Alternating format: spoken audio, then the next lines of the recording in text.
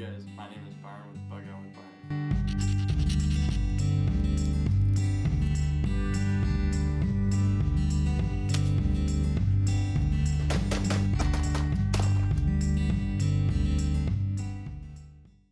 Hey guys, welcome back to another video with Bug Out with Byron.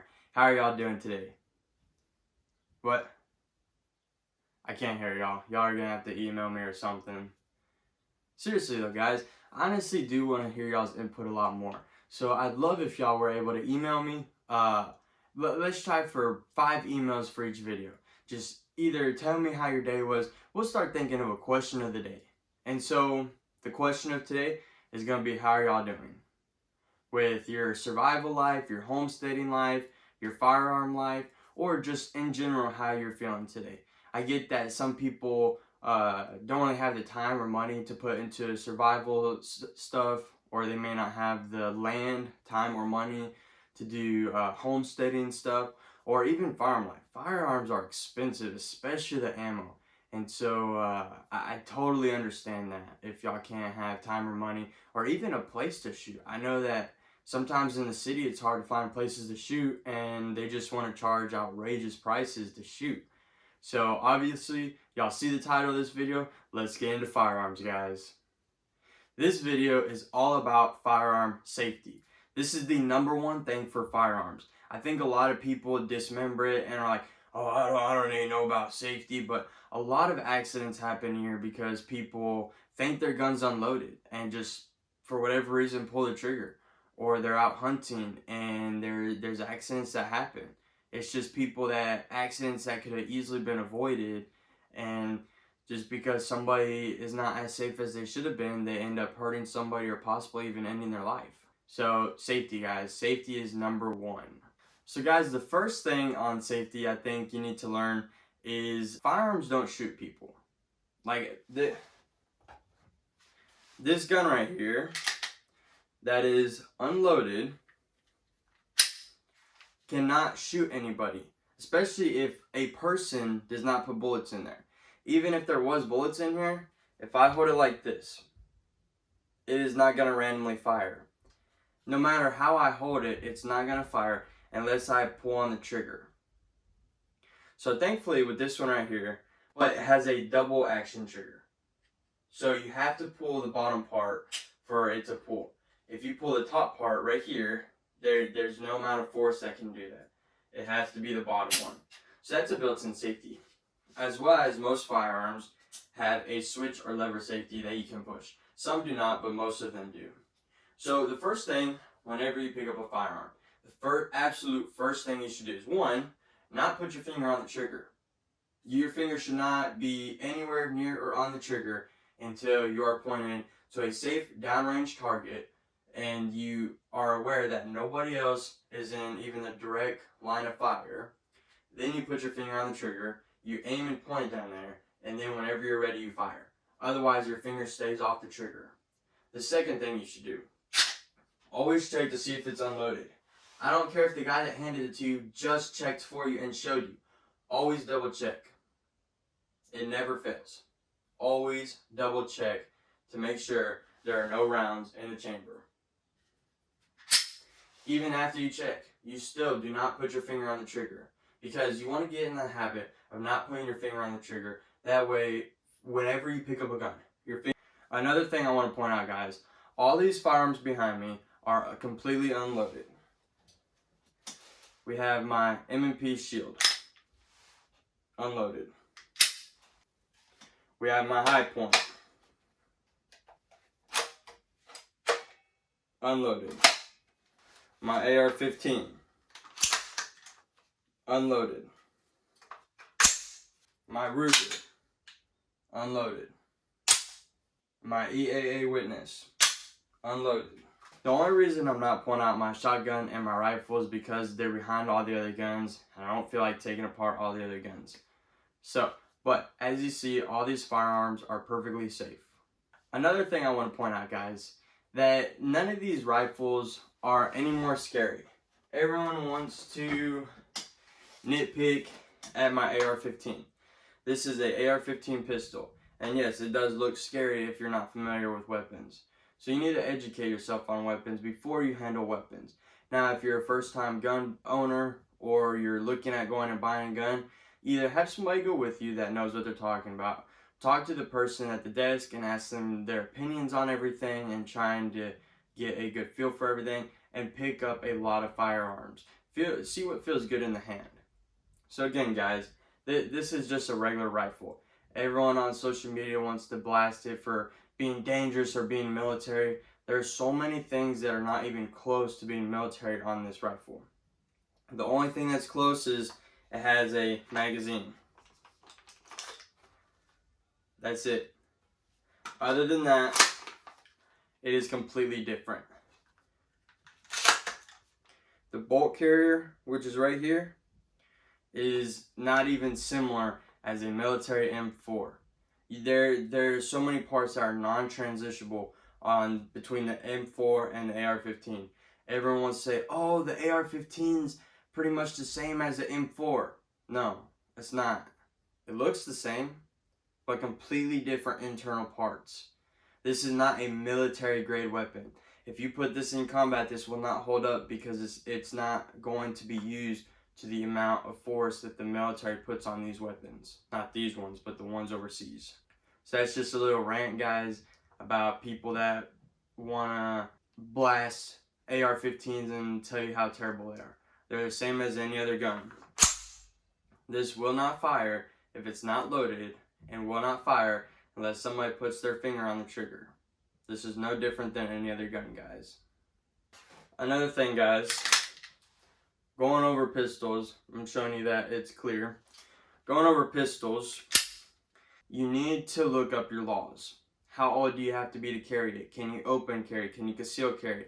I don't know how many viewers I have in each state. However, I know in Kentucky, you're allowed to open carry and conceal carry. You can conceal carry if you're over 21 without a license now. It's called constitutional carry. So you need to research your laws if you ever think about owning a firearm. Even if you're not going to conceal carry, it's still very valuable to know the laws on conceal carrying if you're owning a firearm. So again, research. Research what type of gun you want and research the laws on it so you can protect yourself. I'm showing you that the EAA is unloaded. So going over this pistol, this is my .40 caliber pistol, and this is a pretty hefty little gun. I would not recommend this for beginners. So safety, going over the safety of what caliber to choose. You don't want to go out and get a 40, or I would not recommend going out and getting a 40 or a 45. I don't care if you're the biggest dude ever. Trigger control is key. If you're not comfortable shooting the gun, you're not going to end up carrying the gun.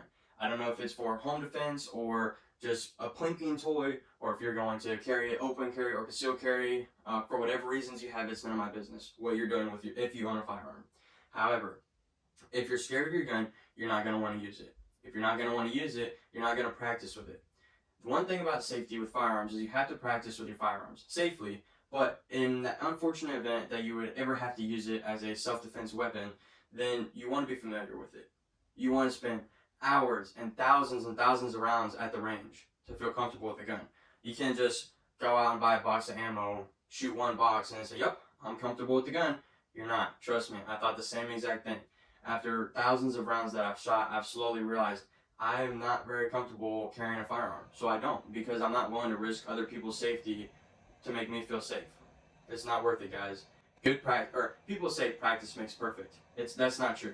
I can go out there, shoot this gun all day long, and it won't do me any good. Good practice makes perfect. If I'm trying to practice good versus just going out there, unloading a clip and saying, yep, I practiced today. No. Slow, steady, trigger pull. I don't normally like to dry fire my firearms. However, I'll do it for this one again, showing you guys that it's completely unloaded. Whenever you do it, you have two types of hand motions. You have the teacup and the over your hand. I personally prefer over the hand. So you have your over the hand, you have your finger off the trigger until you're ready to pull. You look down the sights, you breathe out, you put your finger on the trigger. I don't know if you can see this well. You don't want to overlap your finger. You also don't want to have your finger just on the edge. After time and practice, you'll get used to where you want to put your finger. So you're going to aim, make sure that nobody's around, breathe, put your finger on the trigger and slowly pull back and hold it there for a second. You don't want to just ba ba ba ba ba, or you don't want to squeeze the trigger real quick because it'll pull it down, and so it'll pull it this way, and so then you'll be off target. So that's another thing. You don't want to have your finger on the edge because it'll pull. You also don't want to have your finger all the way in because it'll go in. You have a happy medium point. Pull. And then you want to hold it there. It's not a jerking motion, but it's also not, you're not just like not going to pull it. So there's a happy medium point for everything. Before we go outside, guys, going over safety, your ears. I can barely hear right now, but at least my ears will be protected from when I'm shooting my firearm. So now, after we get our safety glasses, we can safely go outside and shoot our firearm.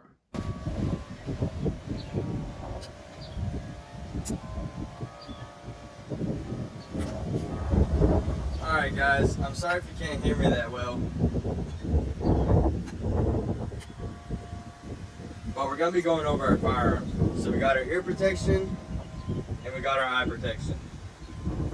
Look, down range, there's nothing down there that could. We even have a little backdrop because it goes uphill. We transported our firearms safely outside. Again, guys, just to show y'all, it is completely empty. It does not even have a magazine in it. So to load it, I've already loaded up a clip of rounds. You're going to put it in, make sure it's firm in there. You're going to pull back, make sure it's off safety. You're going to pull back and you're good to go. So like I said, guys, you want to make sure that you're pointing down range, finger is off the trigger, point down range, make sure nobody's around. Slowly move your hand to the trigger. Again, guys,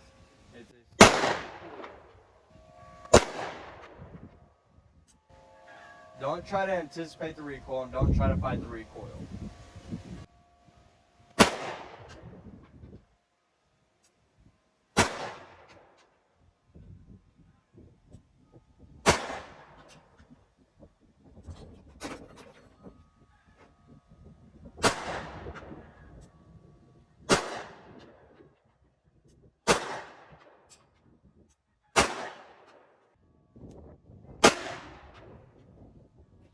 Alright guys, now that we have it completely out, we will take out the magazine and put it back.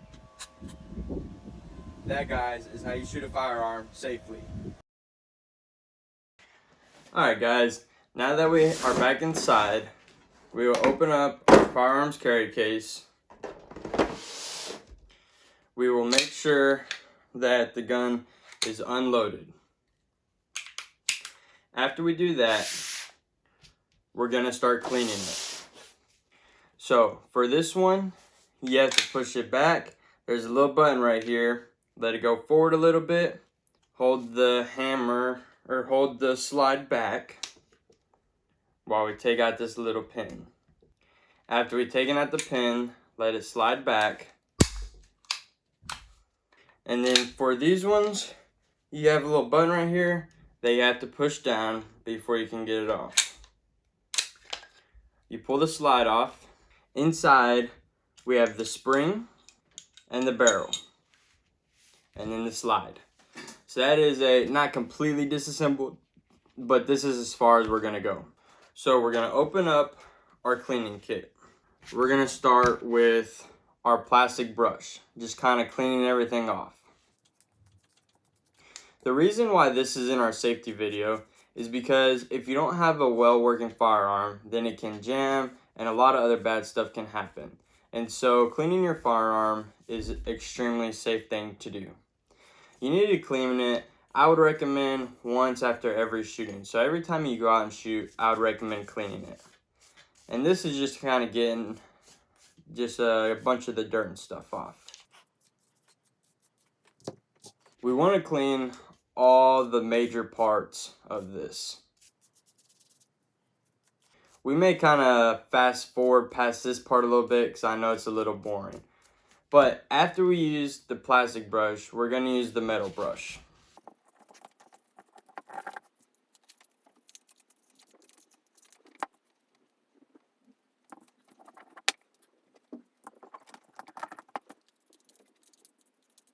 Alright guys, after we use our brush, we're going to pull out our rod.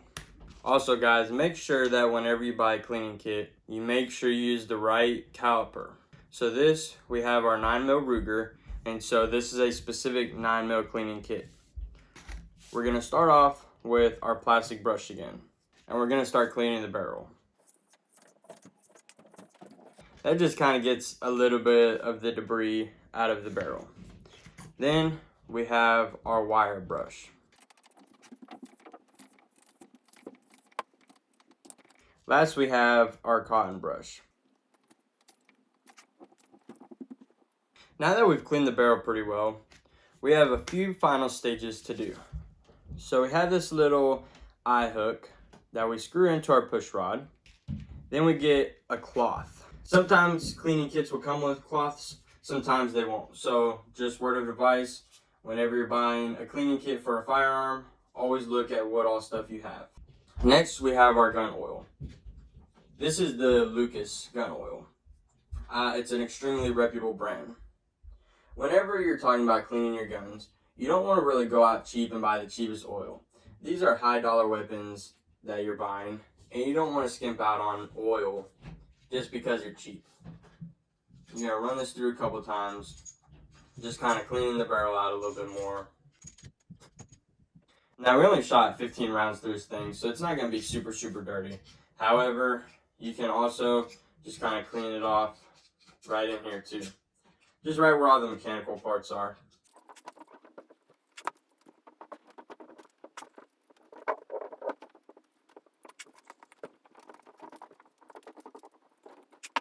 That's only after 15 shots. Look at all that. And think of the people that don't clean their firearms just because they choose not to. I don't understand why you wouldn't want your firearm clean. If it's not clean, it's not going to work properly. Not just the cleaning, we also have another major part of our cleaning guide. Oiling up our firearm. Oil is extremely popular. Just like in cars, metal on metal parts need to be oiled properly. So we're not going to over oil it, because if we over oil it, then it'll cause it to collect dust. And if it collects dust, it'll actually make it not work as properly. Now you don't want to oil your gun on your mom's table or your girlfriend's bed. You might get a little angry about that. Trust me, I've lived and learned. You want to have a safe spot that you can do it. Put an old wash rag or something down while you're oiling all the parts. You want to put it on each part that has the metal on metal connection to it. Alright guys, now putting it back together. We're going to go in the opposite order of how we took it apart. So we're going to put the barrel in. Next comes our spring. We put the slide on the firearm and push this little pin down, and then we put our button in. It's extremely important to know how each of your firearms work. Then cycle it through a couple times, making sure that nothing's wrong with it. Alright guys, that will complete our safety video. Don't forget to like and subscribe for more videos guys. Bug out with Byron out.